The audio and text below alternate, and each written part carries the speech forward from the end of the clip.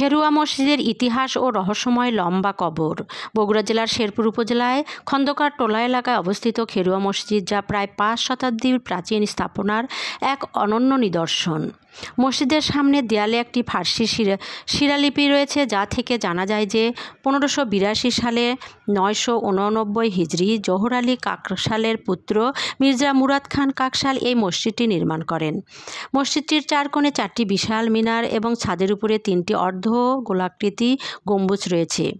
চুন সুরকি দিয়ে গাঁথা পাতলা লাল ইটের দেয়ালগুলো মসজিদটির স্থায়িত্ব নিশ্চিত করেছে।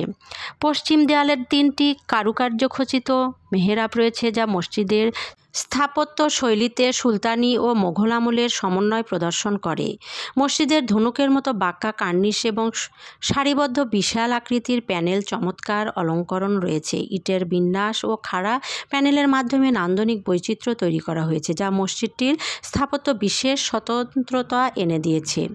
মসজিদের সামনে একটি লম্বা কবর রয়েছে, যা সাধারণ মানুষের তুলনায় দ্বিগুণ লম্বা। এই কবরের ইতিহাস সম্পর্কে স্পষ্ট তথ্য পাওয়া যায়নি। কিছু গবেষক মনে করেন এটি কোনো বিশিষ্ট ব্যক্তির কবর হতে পারে, তবে এর সুনির্দিষ্ট পরিচয় নিয়ে মতভেদ রয়েছে। মসজিদের সামনে একটি আয়তাকার মাঠ এবং চারপাশে তাল, নারকেল, আম, কদম গাছের সারি রয়েছে, যা পরিবেশকে আরও মনোরম করে তুলেছে। প্রতিদিন এখানে 5 ওয়াক্ত নামাজ আদায় হয় এবং বাচ্চাদের আরবি শিক্ষা দেওয়া হয়। দেশ বিদেশের বহু পর্যটক ও স্থাপত্যবিদরা মসজিদের পরিদর্শনে আসেন। মসজিদের দেয়ালে খোদাই করা কিছু লিপি রয়েছে, যা দেখতে আরবি ভাষার মতো হলেও পুরোপুরি আরবি নয়। এই লিপিগুলো প্রকৃতি সম্পর্কে ইতিহাসবিদদের মধ্যে মতভেদ রয়েছে। মসজিদের নামকরণের ইতিহাস স্পষ্ট নয়। কিছু ইতিহাসবিদদের মতে ফার্সি শব্দ খায়েরগা থেকে খেরুয়া নামটি আসতে পারে, যার অর্থ কোনো স্থানের ভিতরে, তবে এ বিষয়ে নিশ্চিত তথ্য পাওয়া যায়নি। প্রাচীন এই মসজিদের মুসল্লিরা নিয়মিত নামাজ আদায় করেন, যা মসজিদটির জীবন্ত ঐতিহ্যের প্রতিফলন। খেরুয়া মসজিদ কেবল একটি স্থাপত্য নয়, এটি বাংলার ইতিহাস, সংস্কৃতি ও স্থাপত্যশৈলীর এক অমূল্য সম্পদ। এর প্রতিটি ইট, প্রতিটি নকশা আমাদের অতীতের গৌরবময় ইতিহাসের কথা স্মরণ করিয়ে দেয়। আপনি যদি বাংলাদেশের এমন ঐতিহাসিক স্থাপনার সম্পর্কে আরও জানতে চান, তাহলে আমাদের চ্যানেলটি সাবস্ক্রাইব করুন, ফলো করুন এবং লাইক কমেন্ট করতে ভুলবেন না। এবার আমরা এই মসজিদের খাদেমের কাছ থেকে, তার মুখ থেকে আমরা কিছু ইতিহাস জানার চেষ্টা করব, দেখি কতটুকু জানতে পারি। চলুন শোনা যাক ওনার মুখের কিছু কথা।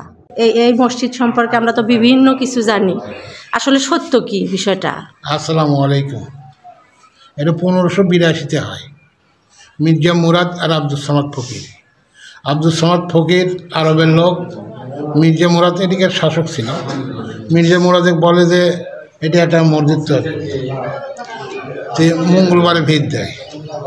দেওয়ার পর 2টা কবিতুরা আসে মসজিদের পরিসীমার মধ্যে নেওয়ার পরে আব্দুল সামাদ ফকির বলে যে এটি বন্ধুদের থাকার বাসা করে দিতে হবে। উনি বলে যে কাল জামানার লোকেরা ঝামেলা করবে, ঝামেলা করলে সে আল্লাহর তরফ থেকে শাস্তি পাবে।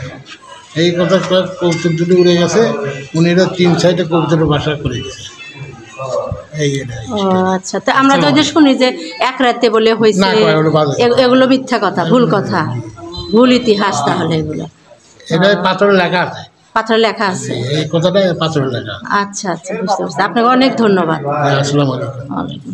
হচ্ছে 5 ওয়াক্ত নামাজি জামাতের সাথে এখানে হয়। নামাজ শুক্রবারের নামাজ, মানে অনেক লোক হয় না এখানে, মানে এই দায়িত্বে কি এই সমাজের মানুষেরা এখন এই মসজিদের দায়িত্বে আছে? আচ্ছা, ঠিক আছে। আসসালামু আলাইকুম।